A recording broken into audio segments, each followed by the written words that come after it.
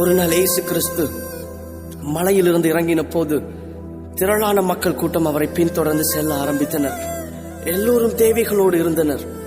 எத்தனை பேர் அன்று கண்ணீரோடும் பிரச்சனைகளோடும் அவருக்கு பின் சென்று கொண்டிருந்தனர் என்று தெரியவில்லை. ஆனால் அந்த கூட்டத்திலே ஒரு குஷ்டரோகி மிகுந்த வேதனையோடும் கண்ணீரோடும் வந்திருந்தான்.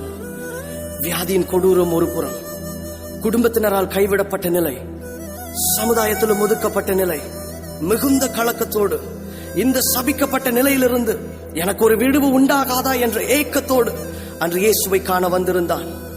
எல்லா நம்பிக்கையும் மற்று போன நிலையிலும் இந்த இயேசுவால் எனக்கு ஒரு புது வாழ்வை அளிக்க முடியும் என்ற நம்பிக்கையோடு அவன் ஆண்டவர் இயேசுவுக்கு முன் வந்து, ஆண்டவரே, உமக்கு சித்தமானால் என்னை சுத்தமாக்க உம்மால் ஆகும் என்று கூறினான்.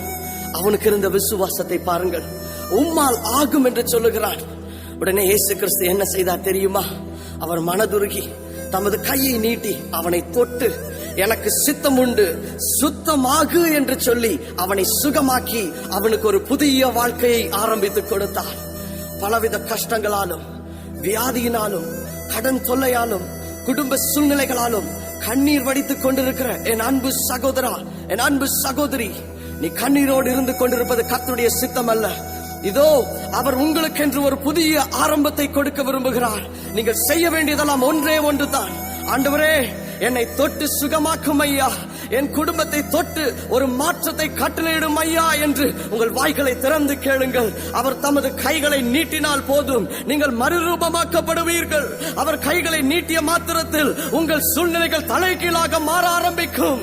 மழையாக நின்று கொண்டிருக்கிற பிரச்சனைகள் அப்படியே மறைவதையும், சீறிக்கொண்டிருக்கும் மழைகள் அப்படியே அடங்குவதையும் பார்ப்பீர்கள்.